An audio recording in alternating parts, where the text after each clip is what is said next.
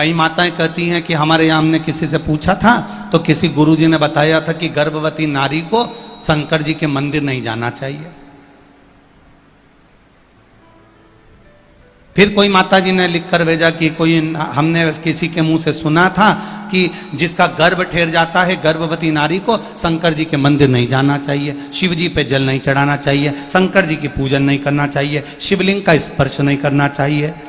पहले तो जिसने तुमको बताया कि गर्भवती नारी शंकर के मंदिर नहीं जा सकती, गर्भवती नारी शंकर जी की पूजन नहीं कर सकती, गर्भवती नारी शंकर जी को जल नहीं चढ़ा सकती, गर्भवती नारी शिव जी का भजन नहीं कर सकती, ये कौन सी पुराण में लिखा है? कौन सी पुराण में लिखा है? कौन से शास्त्र में लिखा है कि गर्भवती नारी को शिव जी का भजन नहीं करना चाहिए? यहां शिव महापुराण की कथा कर रही है, पिपलाद की कथा कर रही है कि पिपलाद की मां सुवार्च गर्भ से है और गर्भ को नष्ट कर रही है, तो देवादिदेव महादेव आकर बचा रहे हैं और शंकर जी कर रहे हैं। तो चिंता मत कर सुवार्च, तेरे गर्भ में जो संतान है वो शंकर का ही एक अंश रहेगा और उसका नाम पिपलाद होगा। शिव जी ने वचन दे दिया, जो नारी गर्भ अवस्था के समय पर भी मेरा दर्शन करती है, जो नारी गर्भ अवस्था के समय पर भी शिव की आराधना करती है, उसके गर्भ से जो संतान पैदा होती है वो कभी विकलांग पैदा नहीं होती, वो संपूर्ण पैदा होती है। ये शिव आराधना का फल। वो मंदबुद्धि नहीं होगा, वो शरीर से विकलांग नहीं होगा, वो कष्टप्रद नहीं होगा।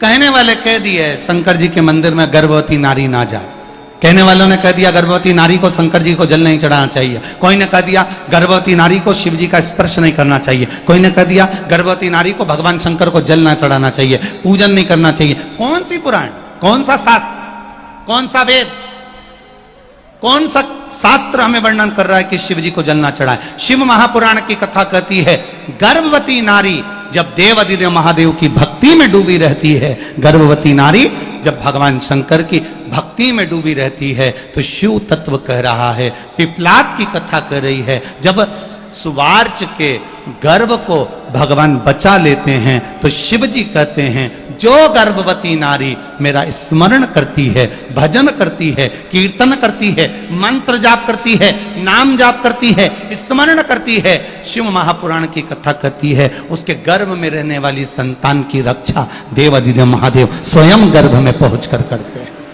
उसकी रक्षा का मूल शिव है।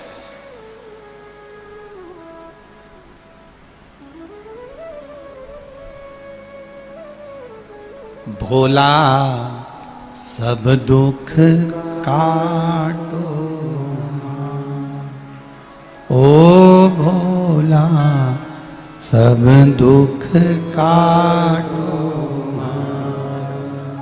शिव शंकर जपो तेरी माला, भोले बाबा जपो तेरी माला, भोला सब दुख काटो ओ भोला सब दुख काटो। शिव कथा कह रही, भगवान शिव की भक्ति कर रही। कोई अच्छा ज्ञान देना, वहां जाकर बैठने का प्रयास करो। जो तुम्हें भगवान के मार्ग से दूर कर दे उसके पास जाने का कभी प्रयास मत करो।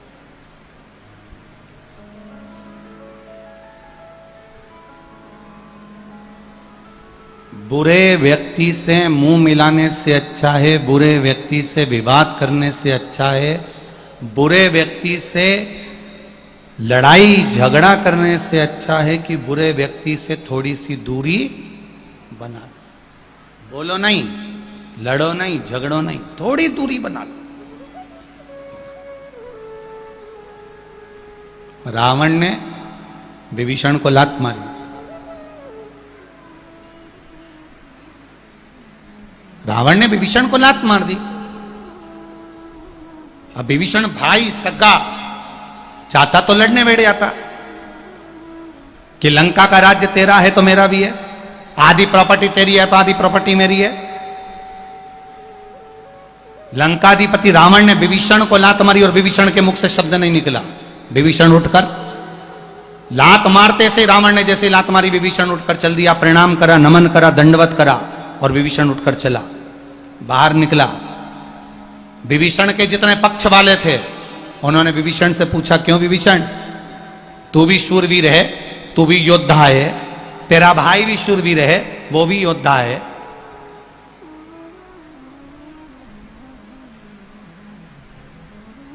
फिर तुझमें और उसमें अंतर क्या है? तू डर गया क्या? तू डर गया क्या तेरे भाई से? ना ना ना ना, विभीषण ने कहा ऐसी कोई बात नहीं है। विभीषण ने कहा मेरे भाई में और मुझ में केवल एक अंतर बड़ा है, मेरे भाई के पास में लंका का राज्य है, मेरे भाई के पास में सोना ही सोना है, गोल्ड ही गोल्ड है, मेरे भाई के पास में वैभव ही वैभव है, मेरा भाई पुण्यशाली है।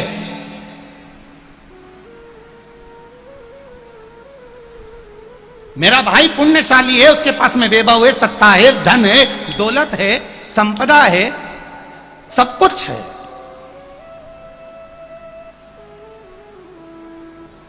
मेरा भाई पुण्यात्मा है, तो तुझ में और उसमें क्या अंतर है? विभीषण ने कहा हम दोनों भाई में केवल एक अंतर है, ये पुण्य आत्मा है। और विभीषण कहते हैं मैं धर्मात्मा हूं। पुण्य आत्मा और धर्मात्मा में जमीन और आसमान का अंतर होता है। पुण्य आत्मा और धर्मात्मा में जमीन आसमान का अंतर होता है। पुण्य आत्मा के पास में धन हो सकता है, दौलत हो सकती है, संपदा हो सकती है, वैभव हो सकता है, सत्ता हो सकती है, गाड़ी बंगला सब कुछ हो सकता है। और धर्मात्मा के पास में कुछ भी नहीं होता तो भी उसके पास में राम कृष्ण और शिव होता है, इसलिए वो धर्मात्मा कहलाता है। उसके पास में सब कुछ है, पर मेरे पास में राम भी है, कृष्ण भी है, शिव भी हो। लात मारने वाले ने लात मार दी, विभीषण तुमने झगड़ा क्यों नहीं करा?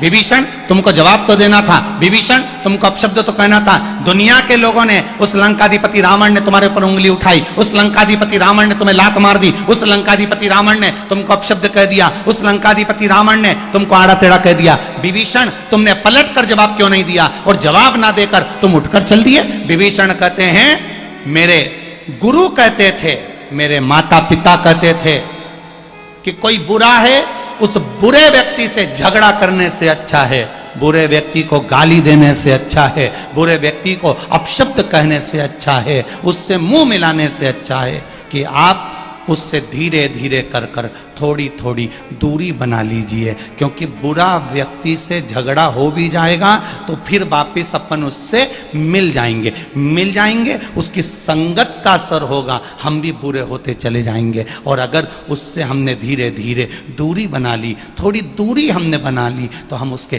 करीब नहीं जाएंगे और बुरे व्यक्ति की संगत हमको नहीं मिलेगी तो हम सुधर जाएंगे। संगत का एक असर बुरा भारी पड़ता है। राजा चंद्रसेन,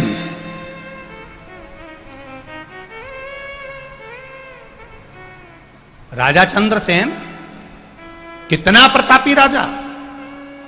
और चंद्रसेन के पास में एक हाथी था, बड़ा सुंदर हाथी, जिसका नाम महिलामुखी था।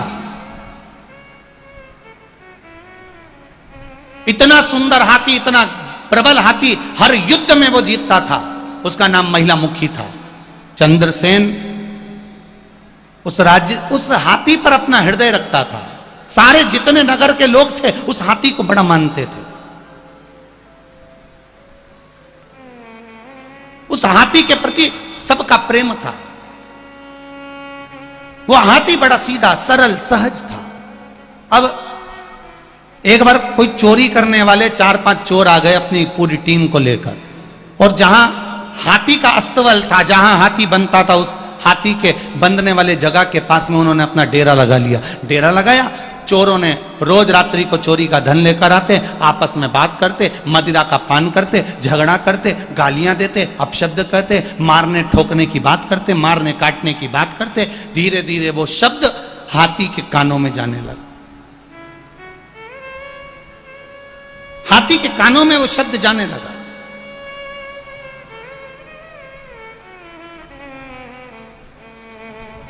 अब हाथी के कानों में जब शब्द जाने लगा, महिला मुखी हाथी के कानों में शब्द गया। शब्द जाते जाते जाते जाते हाथी के भीतर वो चोरों की बात इतनी भर गई, मारने काटने की बात इतनी भर गई कि हाथी को आज गुस्सा आ गया। एरावत उस महिला मुखी हाथी ने तुरंत अपने महावत को सूंड में लपेटकर जमीन पर पटक कर मार दिया। राजा को सूचना मिली, राजा आए, देखा महावत मारा गया। राजा ने फिर दूसरा महावत रखा, हाथी ने फिर मार दिया। राजा ने फिर दूसरा महावत रखा, हाथी ने फिर मार दिया।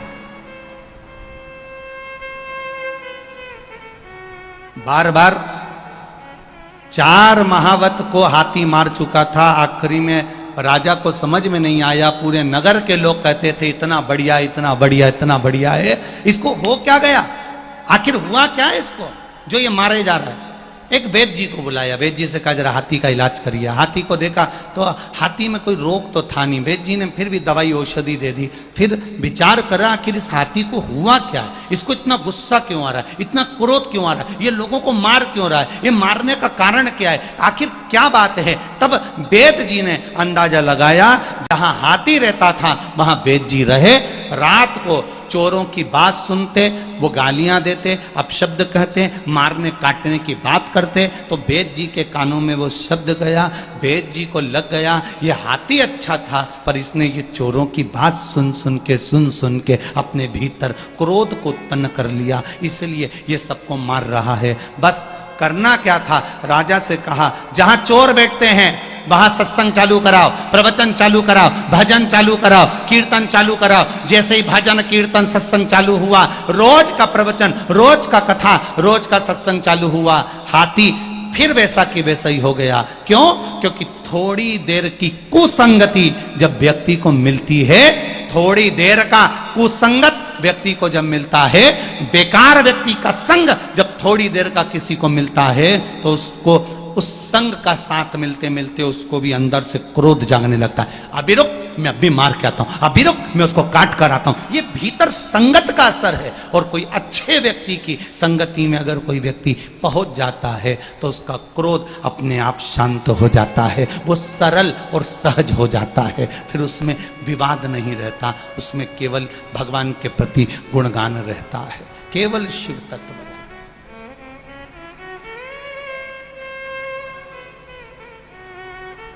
अब आप जितने भी लोग बैठे हैं ना, जरा अंदाजा लगाना, शिव महापुराण की कथा जब से टीवी पर आ रही है 3-4 साल से आप लोग देख रहे होगे। बोलो तो जी जी सही है कि गलत है? जब से देख रही हो तब से नल के ऊपर कोई को पानी की बाल्टी के लिए झगड़ा करते देखा? अरे बोलो तो जम के बोलो, नहीं देखा। इसके बाद अब ये शिव पुराण नहीं आ रही थी, उसके पहले का चरित्र निकालो, 2 मिनट में बोल तो जरा, तुरंत तैयार। वल्लभ कुल की बलिहारी जब देखो जब तैयारी, तुरंत तैयार। इसके पहले जब से शिव पुराण सुनना चालू करी, उसके पहले का समय निकालो, जरा सा पानी झाड़ू लगाते लगाते कचरा हमारी बाउंड्री में आ गया और झगड़ा करने, बोल तो जरा रुक जा, अभी बताऊं तेरे को, तुरंत तैयार, तुरंत। वो कचरे की बाल्टी लीने उसके यहाँ फेंकी आई, उसके यहाँ की बाल्टी उसके यहाँ फेंकी आई, उसके यहाँ का गोबर उठा के वहां पटकी आई, वहां का गोबर उठा के वहां पटकी आई। 24 घंटे एक जैसी भगोना का मुंह जैसा लेके घूमे, भगोने का। अब जब से कथा चालू हुई तब से अंदाजा लगा कर देखो, अड़ोसन पड़ोसन परिवार कुटुंब में कहीं विवाद होते देखा तुम लोगों ने? अरे बोलो, जम के बोलो जरा, देखा क्या? नहीं। अब क्या होता है, पड़ोसन एक लोटा मंदिर जल लेकर जा रही है, इतनी देर में इसने भी कह दिया आ रही रुक जा अभी आई, और ये भी लोटा भर के लिए, और दोनों मंदिर में जाके शंकर जी के मंदिर में ऐसी बैठी कि शंकर जी हमारा और हम शंकर जी के, बाकी की हाथ लगा के बता दे। अब भोलेनाथ हमारा, अब जब तक इसकी पूरी पूजन नहीं हो जाए, जब तक शंकर जी को ये पूरी तरह से नहीं रिझा ले, पूरा नहला धोला नहीं दे अच्छे से, फिर वहीं पे बैठी बैठी भजन भी गा ले, तांबा का हंडा तातो धरो पानी, नीनाए भोला नीला के रहूंगी। शंकर जी भी तुरंत बोल दे मत तपा तू तो नीला तुरंत। भजन में मन लग गया, कथा में मन लग गया, ये चित्तवृत्ति तुम्हारी सत्संग में डूबने लगी, ये मन तुम्हारा सत्संग में डूबने लगा, ये चित्तवृत्ति तुम्हारे मंदिर में जाने लगा, मन मंदिर में जाने लगा, विवाद दूर होने लगा, क्योंकि सत्संग का असर पड़ गया, भजन का असर पड़ गया, कीर्तन का असर पड़ गया, इसलिए तुम गुनगुनाने लगे।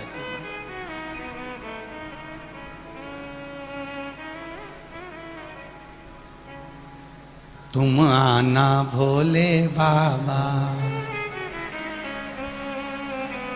तुम आना भोले बाबा मेरे मकान में, तेरा डमरू डम डम बाजे सारे जहान में। तुम आना भोले बाबा, तुम आना मकान में, तेरा डमरू डम डम बाजे सारे जहान में।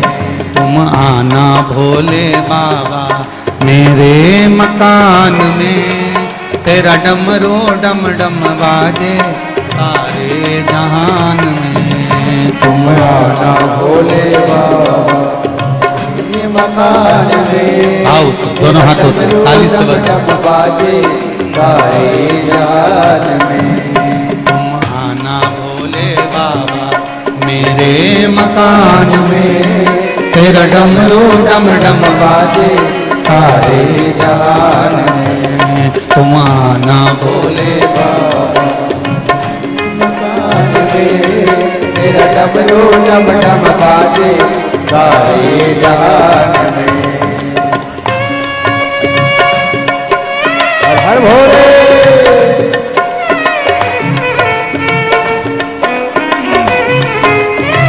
राधे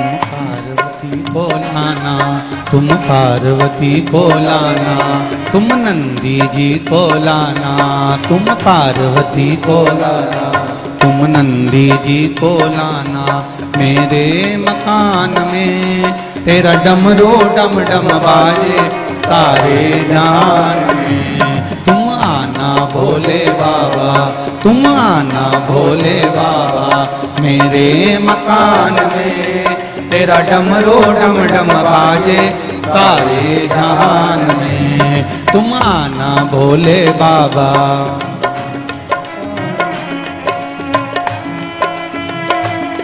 जय हो।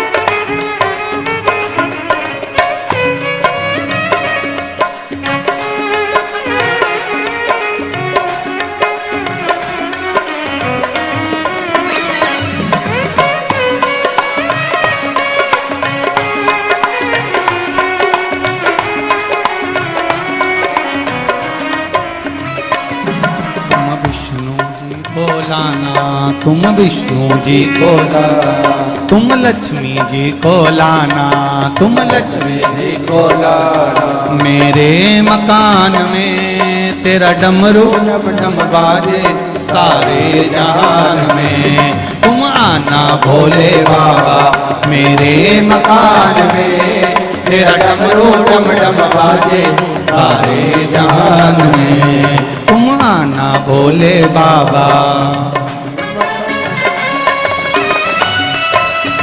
राधे हरि बोल। शंभू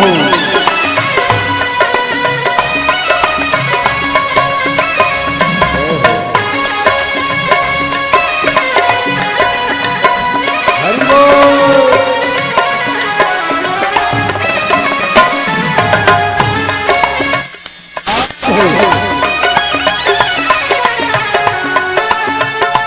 हरि बोल।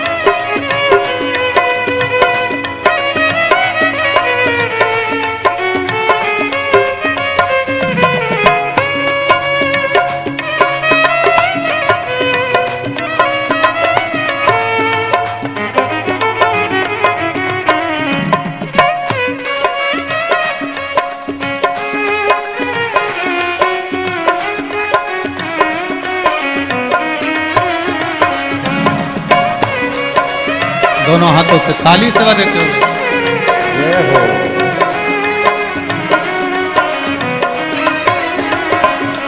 तुम ब्रह्मा जी को लाना, तुम ब्रह्मा जी को लाना, तुम ब्रह्माणी को लाना, तुम ब्रह्माणी को लाना। मेरे मकान में तेरा डमरू डम डम बाजे सारे जहान में। तुम आना भोले बाबा मेरे मकान में, तेरा डमरू डम डम बाजे सारे जहान में। तेरा डमरू डम डम बाजे सारे जहान में। तेरा डमरू डम डम बाजे सारे जहान में। तेरा डमरू डम डम बाजे सारे जहान में। तेरा डमरू डम डम बाजे सारे जहान में। तेरा डमरू डम डम बाजे सारे जहान में। तेरा डमरू डम डम बाजे सारे जहान में। तेरा डमरू डम डम बाजे सारे जहान में। तेरा डमरू डम डम बाजे सारे जहान में। तेरा डमरू डम डम बाजे सारे जहान में। हर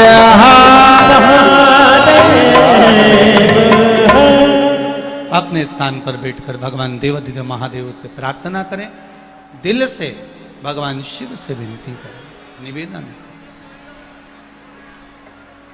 श्री शिवा नमस्तु, श्री शिवा नमस्तु,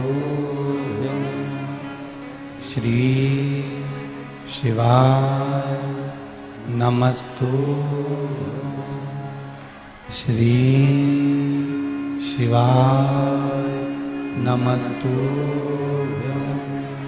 श्री शिवा नमस्तु।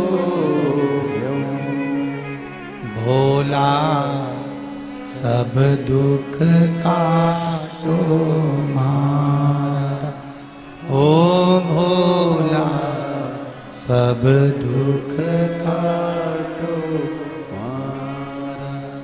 शिव शंकर जपूं तेरी माला, भोले बाबा जपूं तेरी माला। भोला सब दुख काटो मारा, ओ भोला सब दुख काटो मारा। वेश है मंगल मंगलकारी, वेश है मंगल मंगलकारी। शमशान वासी हमारा, शमशान वासी हमारा। भोला सब दुख काटो मारा, ओ भोला सब दुख काटो मारा। शिव कथा कह रही है। सुवार्चा के बेटे को भगवान देवाधिदेव महादेव ने जीवित रखा।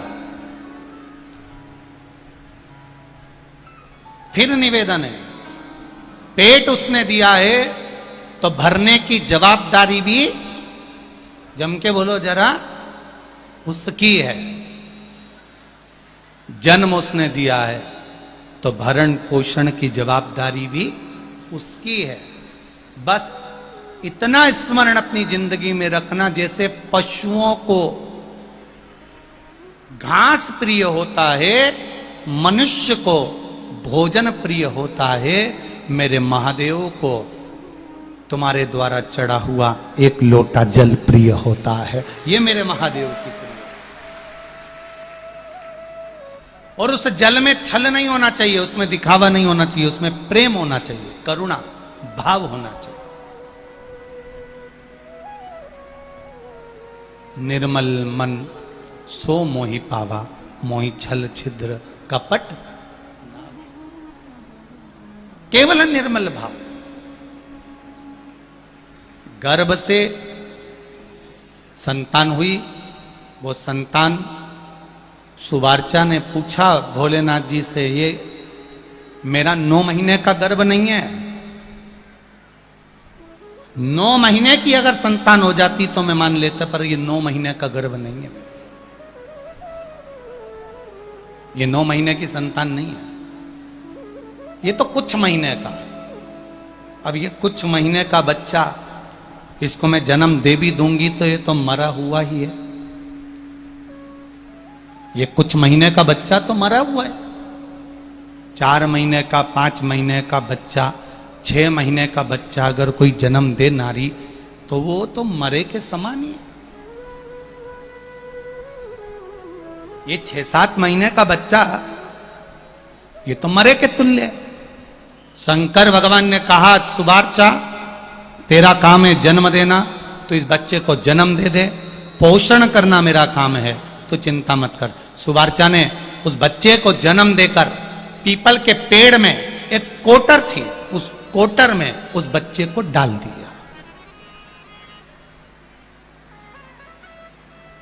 पीपल के पेड़ की कोटर में उस बच्चे को डाल दिया।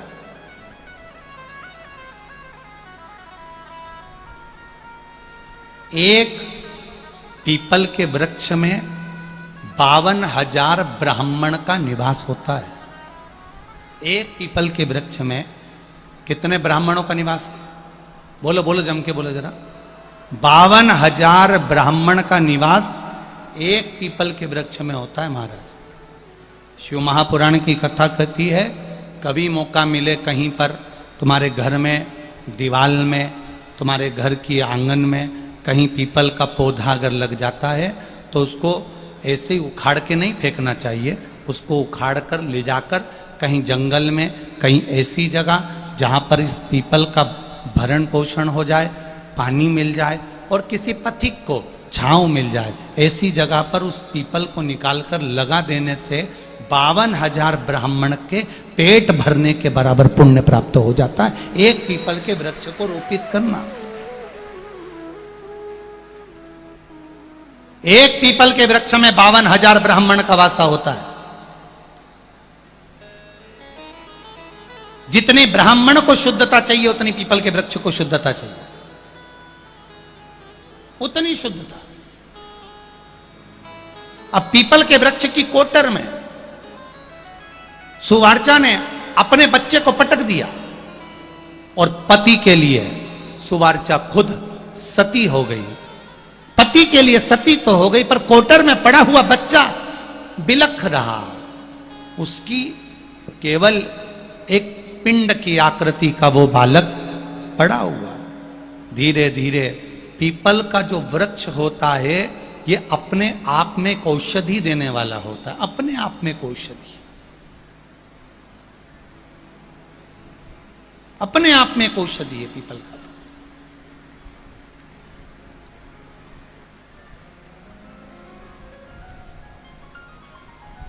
कई लोगों को बड़ा आश्चर्य होता है, सीहोर वाले गुरुजी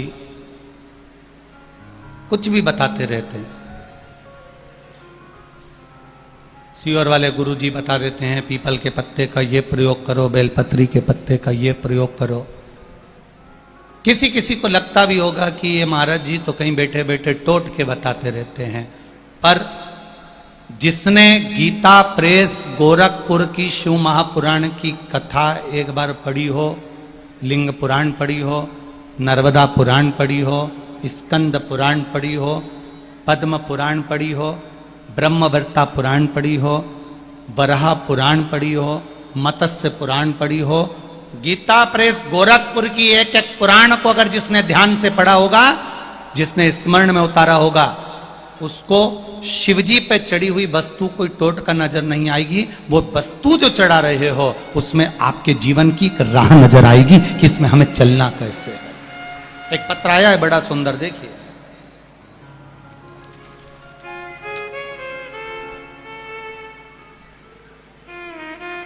मेरा नाम सुनील सिंह पवार, पिता रूप सिंह पवार, ग्राम टोडी, मांगलिया, जिला इंदौर, तहसील सावेर, मेरा मोबाइल नंबर ये है। मेरा फोटो भी लगा कर भेज रहा हूँ गुरुजी। जो मेरे मुंह में कैंसर हो गया था, उस कैंसर का फोटो, मेरे मुंह का फोटो लगा कर भेज रहा हूँ। कहीं बैठे हों तो हाथ जरूर हिलाइएगा। श्री सुनील सिंह पवार, रूप सिंह पवार, कहीं बैठे हों तो दोनों हाथ हिलाइएगा। कहीं बैठे हों तो मैं फोटो लगा कर भेज रहा हूँ गुरुजी। इस फोटो को आप लोग टीवी के माध्यम से, एलईडी के माध्यम से देख सकते हैं। आप ही हैं, दोनों हाथ हिला दो एक बार ऐसा। श्री शिवाय नमस्तुभ्यं। इस फोटो को आप देखेंगे, फोटो में पूरा गाल कटा हुआ है। आप इस फोटो को अगर देखेंगे पास में से तो पूरा गाल कटा हुआ है। गुरुजी, मैं सुनील सिंह पवार, पिता रूप सिंह पवार, ग्राम निवासी टोंडी। मुझे 22/1/2021 को एक चोट लग गई थी। उस चोट के लगने के थोड़े दिन बाद मेरे मुंह में एक छाला हो गया था। छाला हो जाने के कारण उपचार चालू करा और उपचार करते करते डॉक्टर को दिखाया तो उन्होंने कहा यह साधारण छाला नहीं है, इस कैंसर है।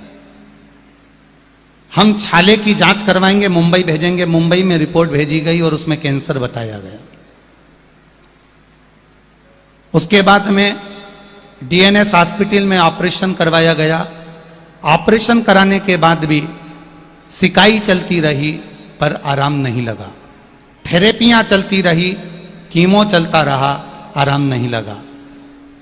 मेरे परिवार के किसी व्यक्ति ने सुन लिया कि शिव महापुराण में महाराज बोलते हैं कि रुद्राक्ष का जल, अगर कुबेरेश्वर धाम का रुद्राक्ष है, उसको तांबे के लोटे में गलाकर उसको शिव जी पे चढ़ाकर उसका जल पीना चालू करो, उसमें आराम लगेगा। गुरुजी, मैं खुद सीहोर गया 9/4/2022 को, जब मेरे कीमो चलने लगे, मेरा शरीर ठीक नहीं हो रहा था, तब मैं सीहोर पहुंच गया। वहां पर अपने रिपोर्ट फाइल दिखाकर एक रुद्राक्ष लेकर आ गया। उसको मैं तांबे के लोटे में गलाता, शिव जी को जल चढ़ाता और वो जल मुख में पीकर थोड़ी देर तक रखता। गुरुदेव, मेरे सारे जांचें फिर चालू हुई और बाबा की कृपा से जो 1 साल से इतना तकलीफ में था, बाबा ने अब मेरा हाथ पकड़ लिया।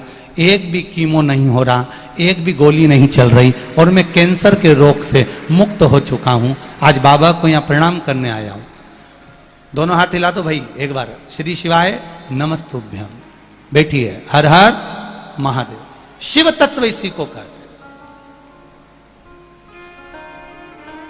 मैंने अपना फोटो भी लगाया, ये शिव तत्व था। एक पत्र और बड़ा सुंदर है, देखिए।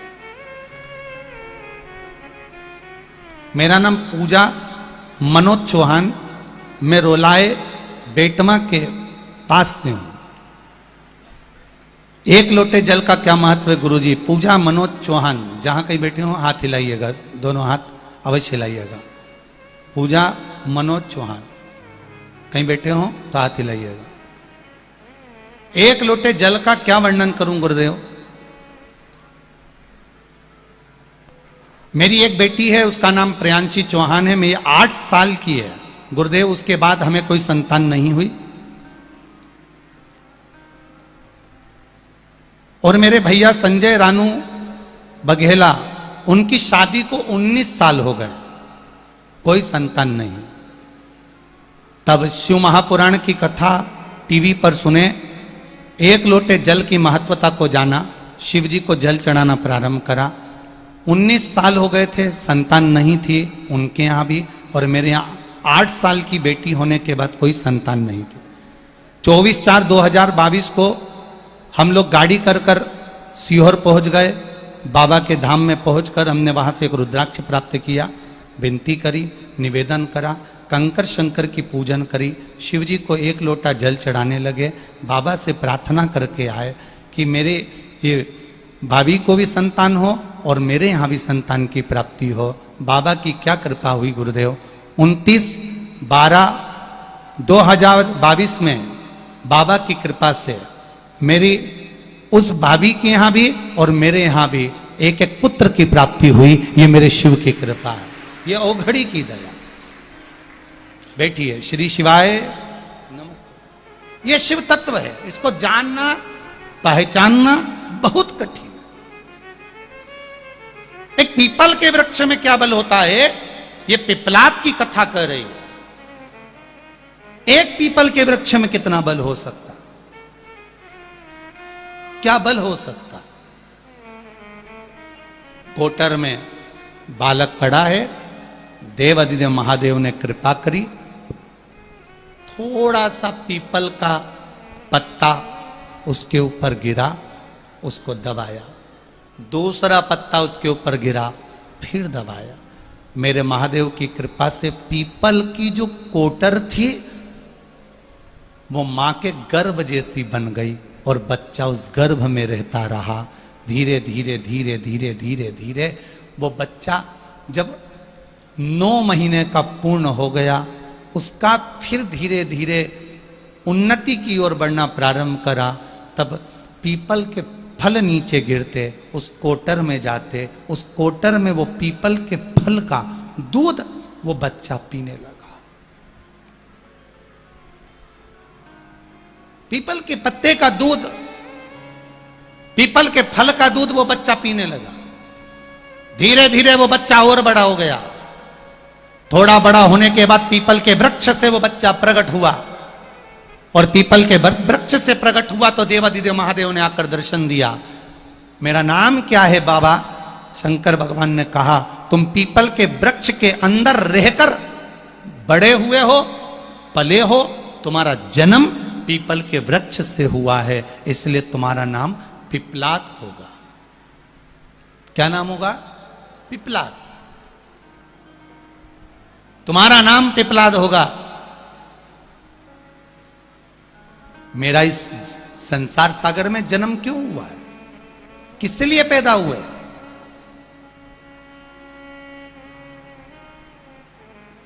संसार सागर में जन्म का कारण क्या है हमारा? एक बात बहुत अपनी जिंदगी में उतारिएगा, रखिएगा। कई लोग सोचते हैं मेरा जन्म भगवान ने क्यों करा, मैं तो मर जाऊं तो अच्छा। किस लिए जन्म हुआ? मर जाऊं तो अच्छा। भगवान इस मृत्यु लोक में अगर आपको रखा है तो केवल यूं ही नहीं रखा है। पहले भी कथा में काज फिर कहते हैं, इतनी सारी बहुएं बैठी हैं, इतनी सारी माताएं बैठी हैं, अपने कमरे में ये बहुएं, ये माताएं अटाले का सामान कभी नहीं रखती है। अपने कमरे में ये बहुएं, ये माताएं हमेशा अच्छा सामान रखती है। खुद का फोटो होगा तो रखेगी, पति का फोटो होगा तो रखेगी, अच्छा वीआईपी सामान गुलदस्ता होगा तो रखेगी, कोई अच्छी चीज होगी तो अपने कमरे में रखेगी। कोई फालतू का सामान, फालतू का कोई सामान। आप में से कितनी माताएं जिस कमरे में सोती है उस कमरे में सुपड़ा रखती हो? सुपड़ा देखा है? अरे बोलो तो सही।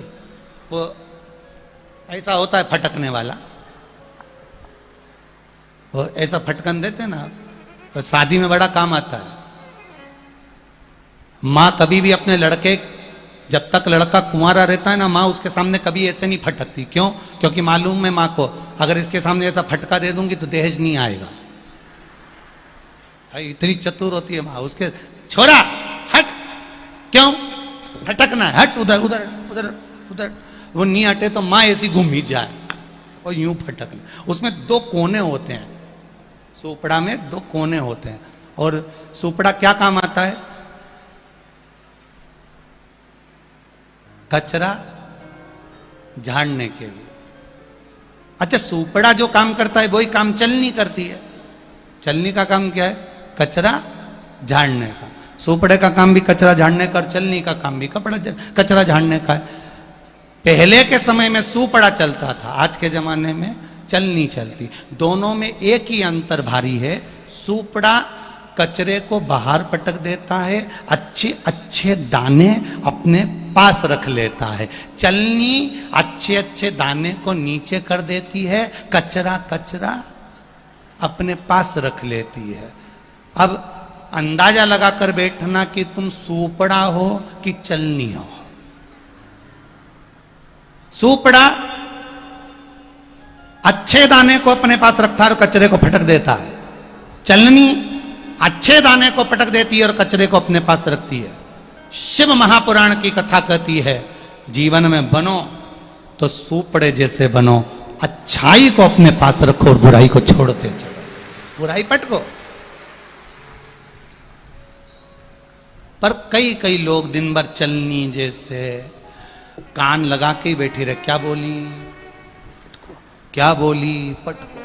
चलनी जैसे कचरा कचरा कचरा, काम लोभ आसक्ति वासना तृष्णा लोभ प्रपंच दुनिया की निंदा बुराई सब अंदर पटको।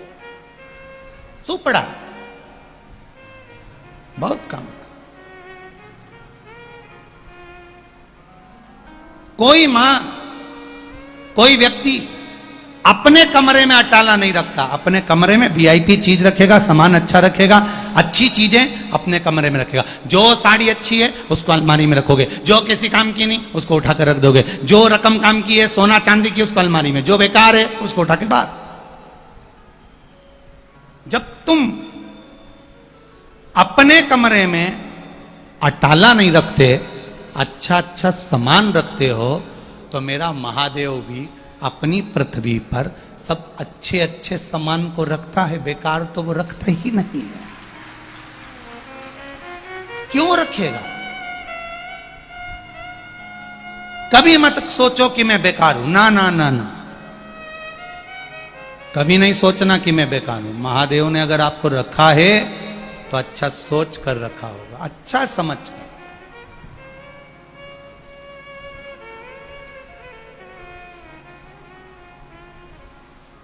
अपने को कभी साधारण नहीं समझना, कभी नहीं। पिपलाद आंखों में जल भरकर आंसू भरकर महादेव के सामने खड़ा होकर रो रहा है, मेरे जन्म का कारण क्या है, आज क्यों जन्मा रविवार मैं? की शिव महापुराण कथा सुनिएगा। जिसके जन्म लेते से उसका महाराज पिता की चले गया, पावन जिसके जन्म लेते से उसकी मां चली गई, उस पिपलाद का जन्म किस काम का? उस बालक का जन्म किस काम का? नहीं।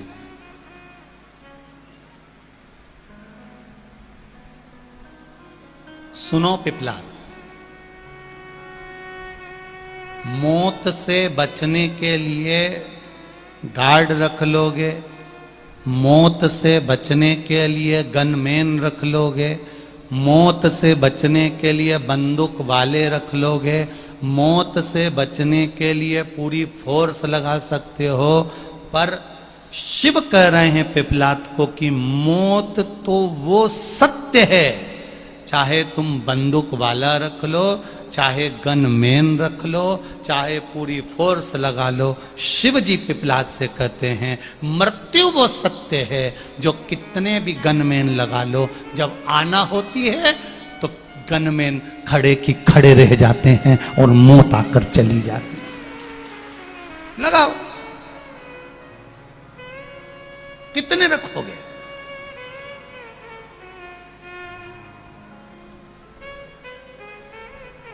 आएगा जब बुलावा तो जाना पड़ेगा, काया कुटीर खाली करना पड़ेगा।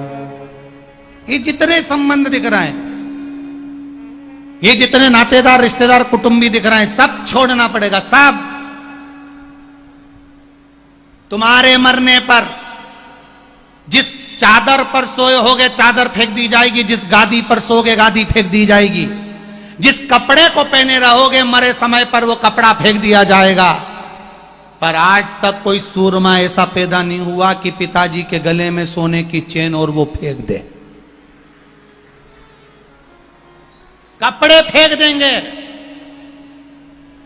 गादी फेंक देंगे, चद्दर फेंक देंगे, उसके चश्मे फेंक देंगे, उसका डंडा फेंक देंगे, पर उसने सालों साल जो गले में चेन पहन के रखी, हाथ में अंगूठी पहन के रखी, कानों में सोने की मुर्की पहन के रखी, कोई कितना भी बाजू में चिपक चिपक के रोएगा, सारी सोने की रकम निकाल लेंगे चोटे, पर वो नहीं फेंक पाए। नहीं फेंक पाएंगे। फिर किस काम का, फिर किस काम का? हम तेरी दुनिया में आकर खो गए,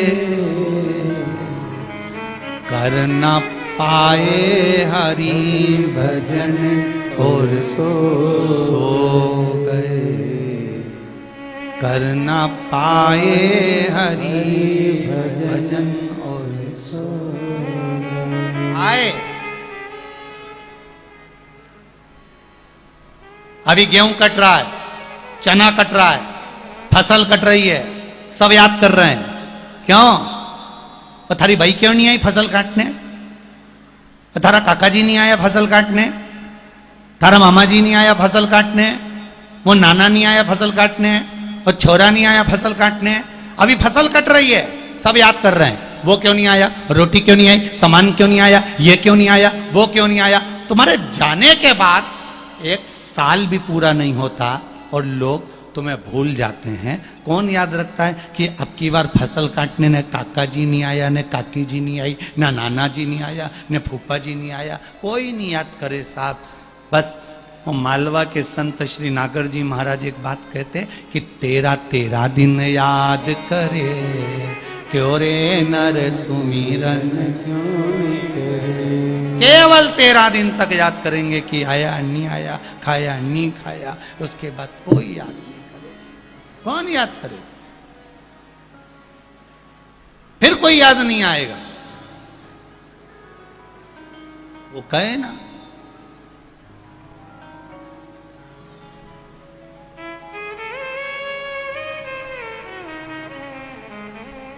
इससे तो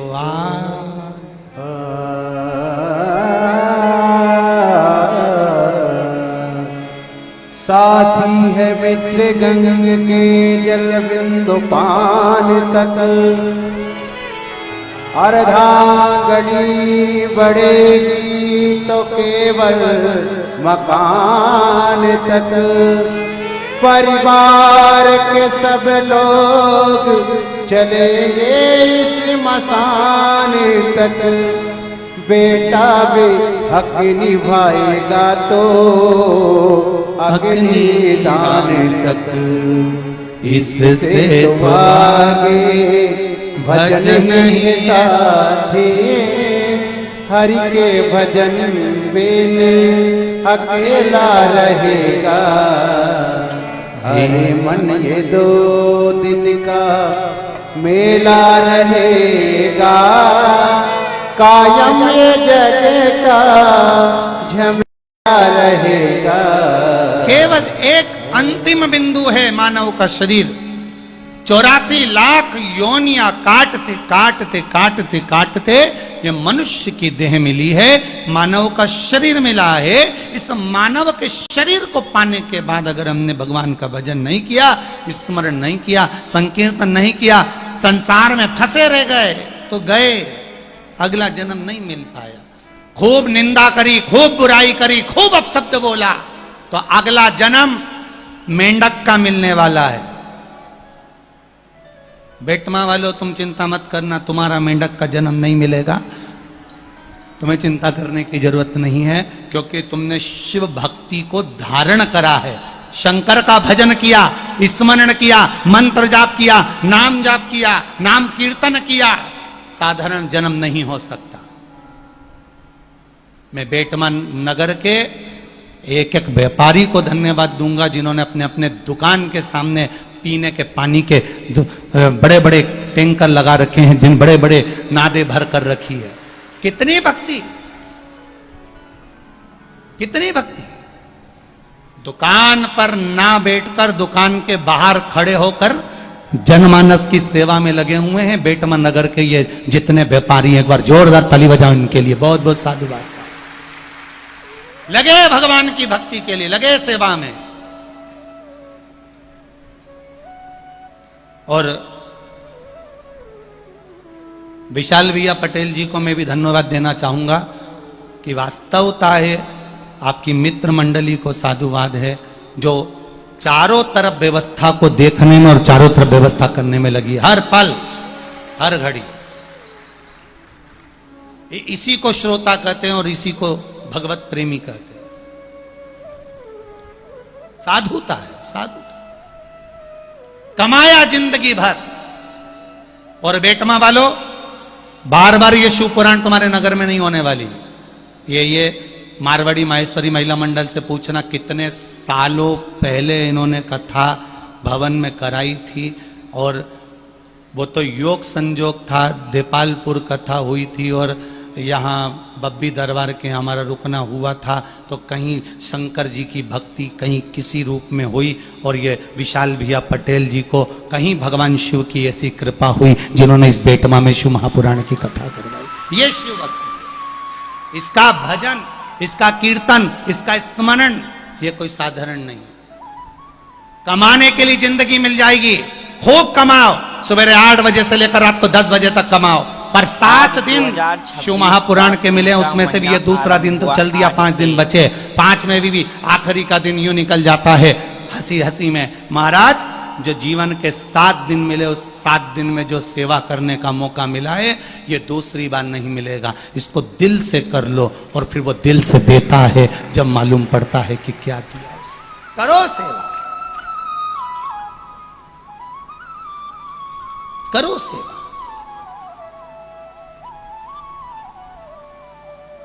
शिव पुराण कह रही है भगवान शंकर का सम्मान। मेरा जन्म पिपलाद कर रहा है, मेरा जन्म ऐसे ही हो गया, मैं इन प्राणों को त्याग देता हूं, मेरे प्राणों को मैं समाप्त कर देता हूं?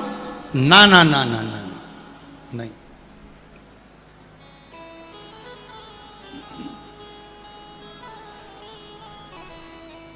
इन प्राणों को तुम्हें नहीं त्यागना है, क्योंकि मेरे मृत्यु लोक में जो रहता है वो ऐसे ही जन्म नहीं लेता, ना जाने कितने कितने कोटि जन्म निकल गए होंगे, और प्रभु की कृपा हुई होगी तब जाकर ये मनुष्य का शरीर मिला होगा।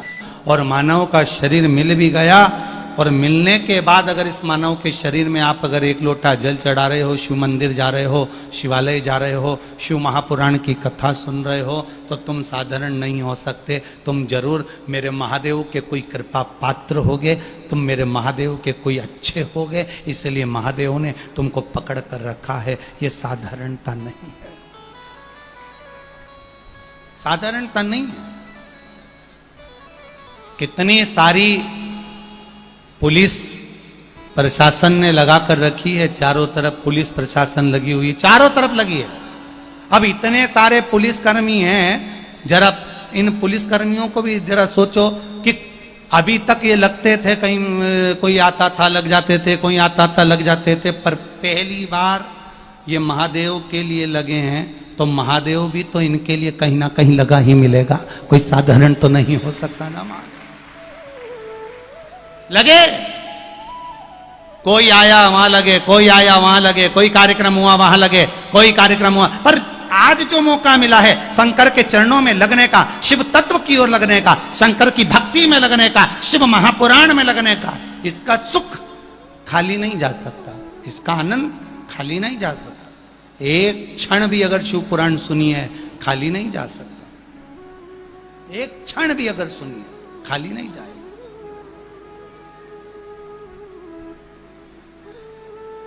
मेरे भोले तेरा सहारा है, मेरे भोले तेरा सहारा है, मेरी नैया का तू किनारा है, मेरी नैया का तू किनारा।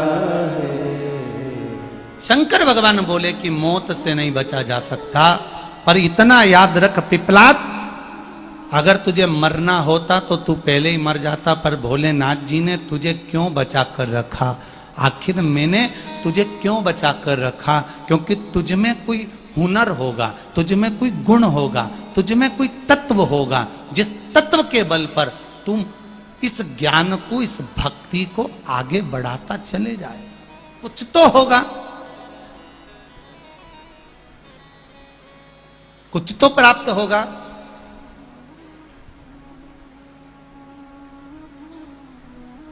बहुत ध्यान देना, पूरी दुनिया तुम्हारा पांव खींचकर तुम्हें नीचे गिराने का प्रयास करेगी, पर चिंता मत करना। जिस हाथ से तुमने महादेव को जल चढ़ाया है, वो हाथ महादेव ने पहली बार जल चढ़ाने वाले का पकड़ कर रख लिया है। दुनिया कितनी भी गिराए, पर महादेव हाथ पकड़ा है तो तुम गिर नहीं सकते। संभला संभला।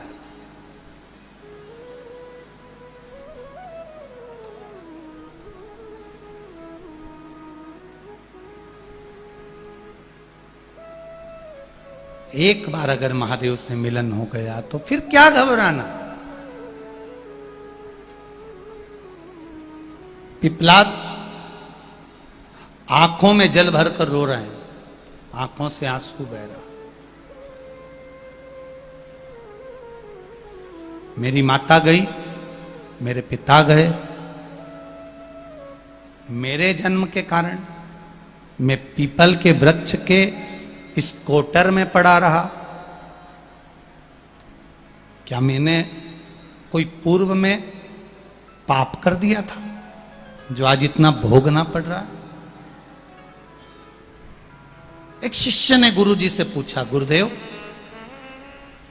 मेरे मन में एक संशय है, क्या आप उसका उत्तर देंगे? गुरुजी ने कहा, बोलो क्या संशय है तेरे मन में? गुरुजी मेरे मन में संशय इतना है कि भगवान दुख क्यों देता है, भगवान तकलीफ क्यों देता है, भगवान कष्ट क्यों देता है, भगवान सबको सुखी क्यों नहीं कर देता?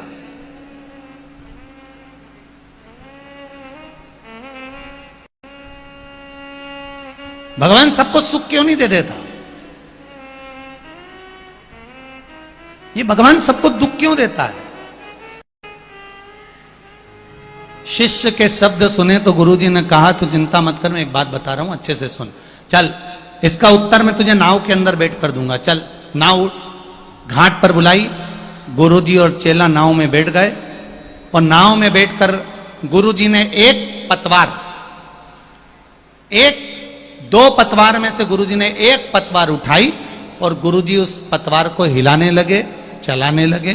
नाव चलने लगी और नाव गोल गोल घूमने लगी। अब एक पतवार से अगर नाव को खेओगे तो वो घूमती जाएगी, बस घूम रही है, आगे नहीं जा रही है। वो नाव आगे बढ़ी नहीं रही। चेला हंसने लगा, शिष्य हंसने लगा, गुरुजी से कहने लगा, गुरुजी ये नाव आगे बढ़ने वाली नहीं है। गुरुजी ने पूछा, क्यों? ये यहीं घूमती रहेगी क्योंकि आप एक पतवार से चला रहे हो। जब तक इसमें दो पतवार नहीं होंगे तब तक ये नाव आगे नहीं बढ़ेगी। गुरुजी ने भी यही कहा, तू इतना समझदार होकर ऐसी बात करता है कि भगवान सुखी सुख क्यों नहीं दे देता, दुख क्यों देता है? तुरंत गुरुजी ने कहा, ये दो पतवार है, एक सुख की एक दुख की। ये दोनों पतवार चलती है तब जाकर नाव किनारे लगती है। उसी तरह ये मनुष्य के शरीर में सुख और दुख दोनों आते हैं, तब जाकर ये मंजिल तक पहुंच पाता है और परमात्मा तक जा पाता है। दोनों मिले, दोनों।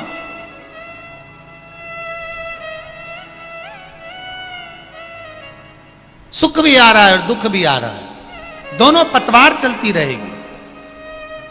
कोई बाबा जोगी, कोई संत महात्मा, सन्यासी, तपस्वी, साधक, उपासक, कोई बाबा, कोई जोगी, कोई सन्यासी, कोई तपस्वी, कोई साधक, कोई उपासक, कोई महात्मा तुमसे कह दे कि तुम मेरे पास में आकर बैठ जाओ, तुम्हारे को जीवन में दुख नहीं आने दूंगा, तुम्हें दुख नहीं आने दूंगा, तुम मेरे पास आकर बैठ जाओ, तो समझ लेना पक्का झूठेला है, पक्का झूठेला। अगर कोई तुमसे कहे कि मेरे पास आकर बैठ जाओ, मैं तुम्हें दुख नहीं आने दूंगा, तकलीफ नहीं आने दूंगा, कष्ट नहीं आने दूंगा, शिव महापुराण की कथा कहती है ऐसा कोई महात्मा, ऐसा कोई संत, ऐसा कोई साधु नहीं जो कह दे कि तुम्हारी जिंदगी में दुख नहीं आएगा। शिव महापुराण की कथा कहती है पूर्व में किए गए कर्म का भोग तुम्हें भोगना ही पड़ेगा।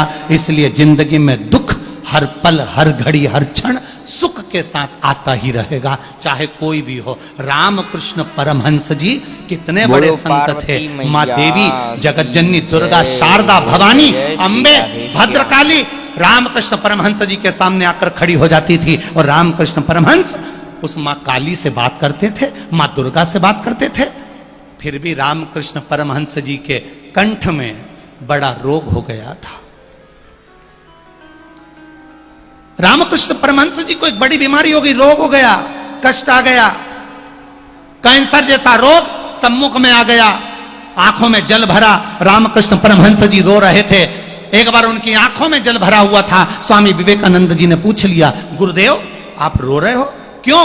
रामकृष्ण परमहंस जी कह रहे हैं, मैं इस रोग के कारण नहीं रो रहा, मैं तो इसलिए आंख में आंसू भरकर रो रहा हूं कि मेरे प्रभु ने अच्छा हुआ इस मनुष्य के शरीर में मेरे पूर्व के पाप को काट दिया, नहीं तो मुझे फिर जन्म लेना पड़ता, फिर जन्म लेकर भोगना पड़ता, फिर जन्म लेना पड़ता, फिर भोगना पड़ता। इसलिए एक जन्म में कट जाए तो अच्छा है, बार बार जन्म लेने से कोई मतलब नहीं। क्यों जन्म ले?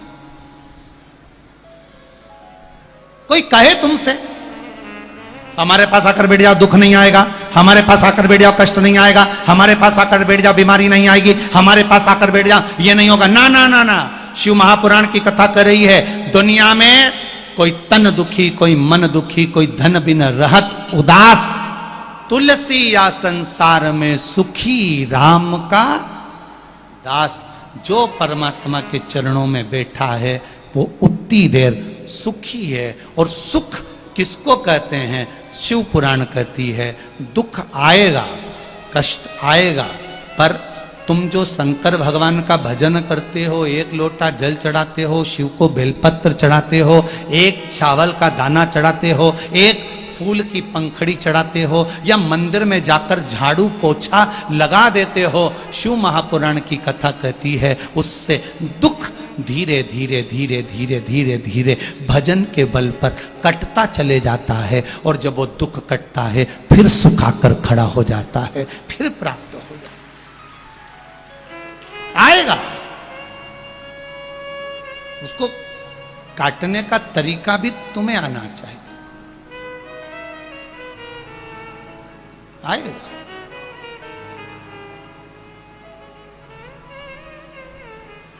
शिव कथा कह रही है, भगवान शंकर का संवाद कह रहा।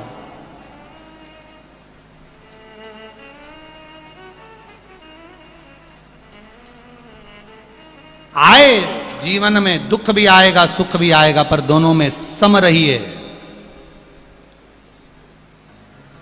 3 नशे सबसे बुरे होते हैं। कितने नशे? बोलो बोलो जम के बोलो। 3 नशे सबसे बुरे होते हैं। पहला मदिरा का नशा, दूसरा अहंकार का नशा, तीसरा धन का नशा, संपदा पैसे का नशा। मदिरा का नशा 8 घंटे में उतर सकता है। अहंकार का नशा, अभिमत्ता का नशा 10-12 घंटे में उतर सकता है, पर धन का जो नशा होता है वो मरते दम तक नहीं उतर पाता है। बड़ा कठिन है उस धन के नशे को कम करना। इसीलिए शिव महापुराण की कथा कहती है कि भगवान के मंदिर में जाकर थोड़ी बुआरी लगा लो, थोड़ी झाड़ू लगा लो, थोड़ा पोछा लगा लो, थोड़ा सफाई कर लो। क्या होगा उससे? तुम्हारे भीतर अभिमान नहीं पनपेगा, तुम्हारे भीतर अहंकार नहीं पनपेगा, तुम्हारे भीतर अभिमत्ता नहीं पनपेगी, और तुम भगवान की शरणागति में पड़े रहो।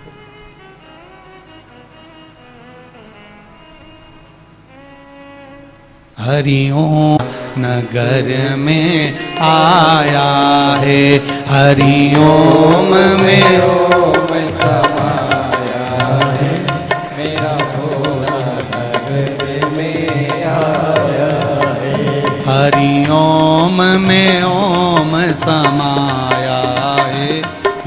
भोला नगर में आया है। हरि ओम में ओम समाया है, मेरा भोला नगर में आया है। मेरा भोला नगर में आया है। मेरा भोला नगर में आया है। मेरा भोला नगर में आया है। मेरा भोला नगर में आया है। हरि ओम में ओम समाया है, मेरा भोला नगर में आया है। दोनों हाथों से ओम में ओम समाया है, मेरा भोला नगर में आया है। राधे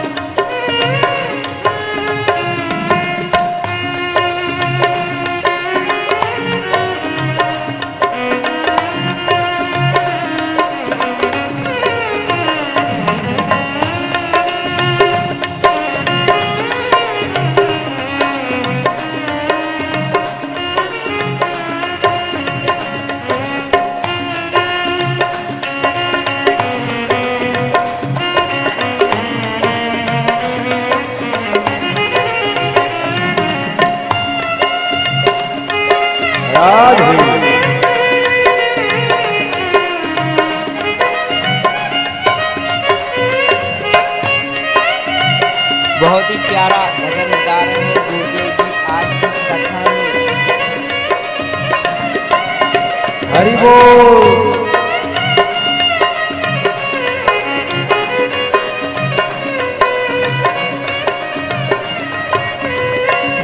मेरे भोले के हाथों में डमरू है। मेरे भोले के हाथों में डमरू है। मेरे भोले के हाथों में डमरू है। मेरे भोले के हाथों में डमरू है। मेरे भोले के हाथों में